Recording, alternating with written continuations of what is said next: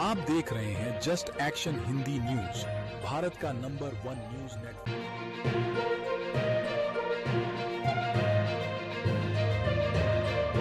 पति को अलग कमरे में रहने के लिए मजबूर करना क्रूरता, हाईकोर्ट ने वैवाहिक अधिकार से वंचित करना भी माना।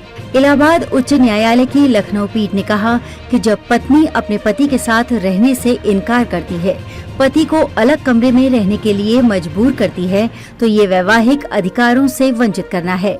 इसके साथ ही ये पति के साथ क्रूरता के समान है। हाईकोर्ट की लखनऊ बेंच के न्यायमूर्ति रंजन रॉय और न्यायमूर्ति सुभाष विद्यार्थी की खंडपीठ ने एक व्यक्ति को तलाक देते हुए ये टिप्पणी की। पति ने याचिका दायर करते हुए पत्नी पर उसे अलग कमरे में रहने के लिए मजबूर करने का आरोप लगाया।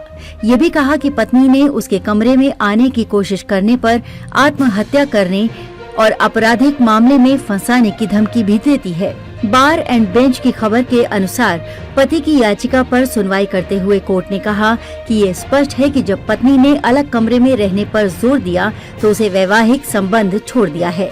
अदालत ने कहा कि इसका कोई महत्व नहीं है कि पत्नी अभी भी घर में रह रही थी या बाहर, क्योंकि पति ने स्पष्ट रूप से कहा था कि वो उसे अपने कमरे में प्रवेश नहीं करने देती है।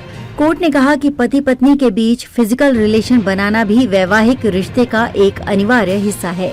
अगर पत्नी पति को अलग कमरे में रहने के लिए मजबूर करके साथ रहने से इनकार करती है, तो वो पति को वैवाहिक अधिकारों से वंचित कर रही है।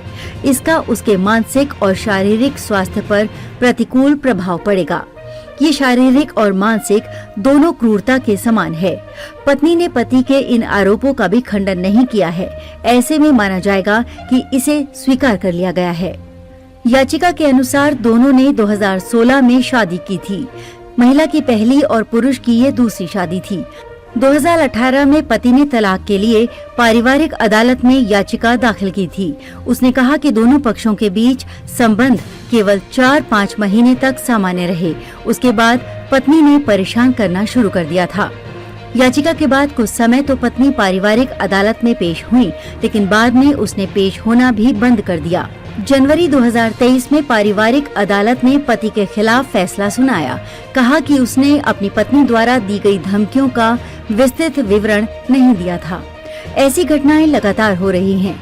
इसके पक्ष में कोई साक्ष्य भी नहीं दिया था। इसके बाद पति ने हाईकोर्ट का दरवाजा खटखटाया। हाईकोर्ट ने कहा कि हालांकि पत्नी शुरू में पारिवारिक अदालत के समक्ष उपस्थित हुई थी, लेकिन उसने पति के आरोपों को चुनौती देने के लिए कोई लिखित बयान दायर नहीं किया था और इस प्रकार उसने स्पष्ट रूप से उसकी दलीलों को स्वीकार कर लिया था।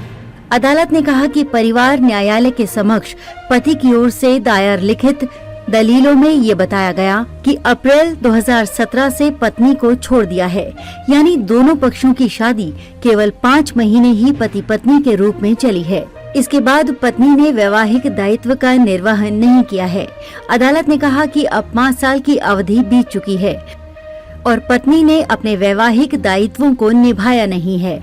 इसका मतलब है कि पत्नी ने लगातार क्रूर तरीके से व्यवहार किया था। बेंच ने आगे कहा कि पारिवारिक न्यायालय ने याचिका दायर करने वाले पति के पिता की तरफ से दी गवाही पर भी ध्यान नहीं दिया है। हाईकोर्ट ट्रायल कोर्ट के इस तर्क से भी असहमत था कि साक्ष्य देने वाला याचिका दायर करने वाले का पिता था, इसलिए वो स्पष्ट रूप से अपने बेटे का समर्थन करेगा। कोर्ट ने कहा कि वैवाहिक विवादों में संबंधित घटनाएं दोनों पक्षों के बीच उनकी घर की 4 दीवारी के भीतर घटित होती हैं और परिवार के सदस्य उन घटनाओं के सबसे स्वाभाविक गवाह होते हैं। परिवार के सदस्यों की गवाही को ये मानकर खारिज नहीं किया जा सकता कि वो केवल वादी के मामले का समर्थन करेंगे। फैमिली कोर्ट ने इस तथ्य को नजरअंदाज कर दिया कि पति के सभी साक्ष्य अप्रमाणित रह गए हैं। सिविल मुकदमों का निर्णय संभावनाओं की प्रबलता और उचित संदेह से परे सबूत के मानक के आधार पर किया जाना आवश्यक है, जो आपराधिक मामलों में लागू होता है, सिविल मुकदमों पर लागू नहीं होता है। ये भी पाया कि पारिवारिक अदालत इस तथ्य से गलत तरीके से प्रभावित हुई थी कि उस व्यक्ति का अपनी पहली पत्नी के साथ विवाद था।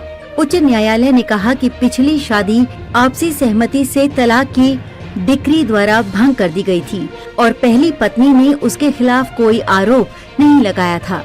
अदालत ने कहा कि पारिवारिक न्यायालय का वादी के खिलाफ इस आधार पर धारणा बनाना उचित नहीं था कि उसकी पिछली शादी विफल हो गई थी। इस प्रकार न्यायालय ने निष्कर्ष निकाला कि तलाक देने के लिए क्रूरता के आधार को साबित करने के लिए पर्याप्त सबूत थे।